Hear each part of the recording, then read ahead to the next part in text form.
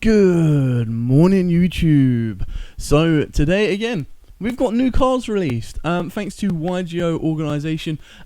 It looks like we're getting new god support. Yes, about darn time. I really want this deck to start getting the amount of support that Sacred Beasts have, because we saw what the structure deck did for Sacred Beasts. The deck just instantly became so much more playable and can actually compete. They can actually put up a decent fight. So I'm hoping that the gods are going to get something along those lines. So before we get started, please smash the like button, hit the notification bell and subscribe so you do not miss out on any more breaking Yu-Gi-Oh news, Yu-Gi-Oh profiles and of course Yu-Gi-Oh openings. Tonight we actually have a lot coming out for you. We have a Fur-Hire Tri-Brigade profile coming out, and then tomorrow morning, first thing, we also have a Maximum Gold case opening, so you do not want to miss those. Now, let's get into today's new cards. And we start off with a brand new Slifer spell. It's called Superconducting Wave Thunder Force, or, I actually really like that name, or Thunder Force Attack. I like Superconducting, it's kind of cool. It's a quick play spell. Only activate one card with this card's name per turn. This card's activation and effect cannot be negated. Nice. If you control a monster whose original name is Slifer the Sky Dragon, destroy as many face-up monsters your opponent currently controls as possible. Then, if this card was activated during your main phase, you can draw cards equal to the number of monsters destroyed and sent to your opponent's graveyard by this effect. But you can only attack with one monster this turn. Now, that's actually insane. So if your opponent has a board of 5 monsters, as long as you can turn them off so that they can all be destroyed. So if you like Droplet or Dark Ruler, then you go, cool, do this, draw 5. And then your Slifer becomes like a 5k beater, depending on what else you have. And this actually becomes more relevant. So there is a card that I'll talk about right at the end. And there's one thing that they're missing, and hopefully if they get it, the deck looks viable. Fist of Fate or God Hand Crusher. Oh, I don't know. I like both of them names are really cool. Anyway, quick play. Only activate one card with this card's name per turn. This card's activation and effect cannot be negated. Number 1, if you control a monster whose original name is Obelisk the Tormentor, negate the effects of one effect monster your opponent controls. And if you do, destroy it. And if you do that, for the rest of this turn, its effects are negated, as well as the activated effects and effects on the field of monsters with the same original name. Then if this card was activated during your main phase, you can destroy all spells and tracks your opponent controls. I mean, not as good as the Slifer card, but the artwork's really cool. And then this one, oh, beautiful. So Exchanging Souls, quick play spell. You can only activate one card with this card's name per turn.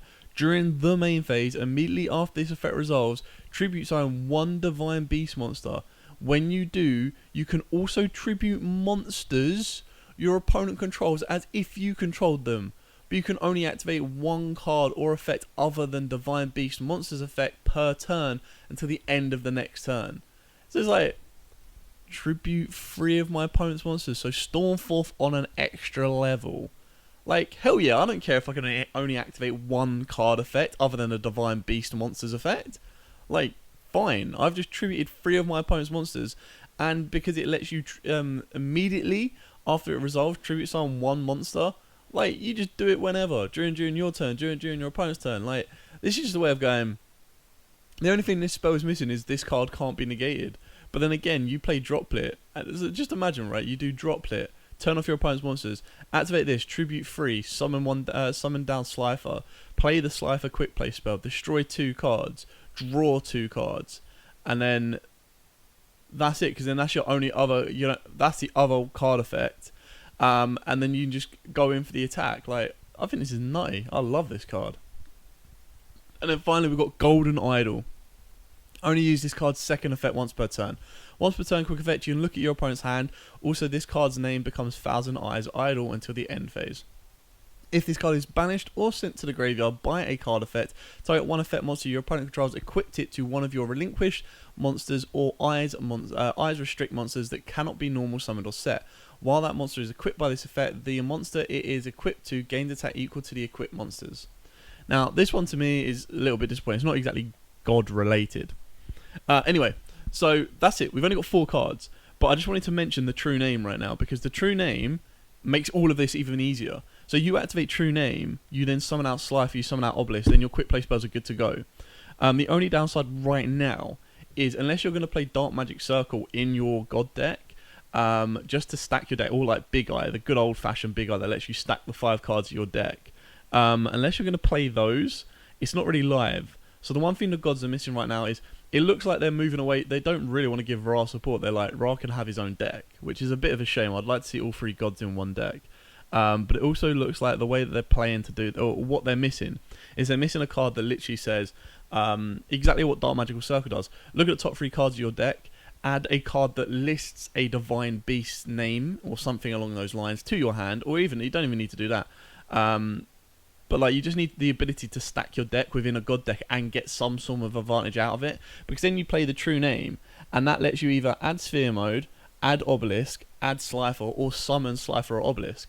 Now, obviously, if you want to deal with your opponent's spell and traps, you summon Obelisk. If you want to deal with your opponent's front row, you summon out Slifer, and then you play the Slifer spell. So just something along those lines that is a stacker that searches to get you into the Slifer quick play or the Obelisk quick play would be really, really good. And then the only other thing that the deck is missing is like a normal summon monster, or a monster that produces.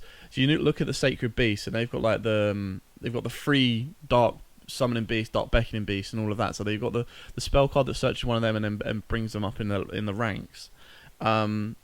So it'd be really kind of cool. It looks like they're building gods to go second more. You could play the quick play and then trigger during your opponent's turn, so it might be like God Hand Trap. But yeah, I'm liking this. I really am. I think the only one that's not a disappointment to me, but like if I was to rank these, like not even including Thousand Eye, I don't count that as a god card, but I would go with this one here, Exchanging Souls as first, Superconducting Wave Thunder Force as second, and then God Hand Crusher as third, purely because like this card's insane. I love this card. Just let you tribute through your opponent's monsters. Yes, please. Thank you very much. Goodbye. Anyway, short, sweet, simple video. Thank you so much for watching. Don't forget to like, comment, subscribe, share. Till next time, guys, as absolutely always, stay safe and happy dueling.